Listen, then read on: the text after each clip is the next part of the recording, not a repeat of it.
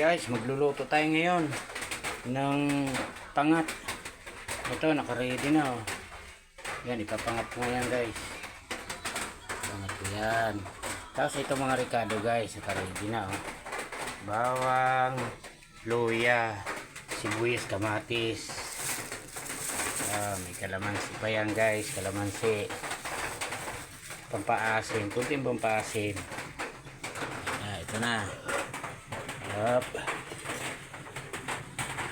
Mainit ang mantika.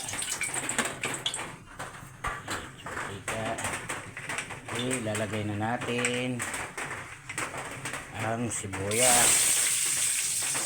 Yes guys. Saka bawang, luya. Ayan. Wala kasing taga-camera guys, kaya medyo malikot, galaw-galaw. Ayan, halu-haluin lang natin habang kinabay na natin itong sinaing. Hinaan natin ang kuya sinaing. Okay, ito kailangan maging aromatic to. Ayan guys. Tapos isunod na natin itong kamatis.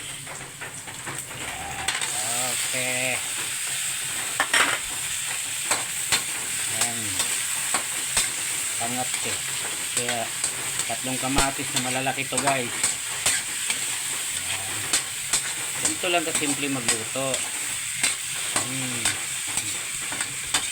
Sarap kaya magluto guys kasi makakalanghap ka ng mabangong mabangong amoy ng mga ingredients. Ayan. Halo-halo lang, halo-halo hanggang magsawa yung kamay natin kahalo. Ayan. Ayan. Then nakalimutan yata, kukuha tayo ng sili. Yan lang, doon tayo nilungkot, wala pang sili.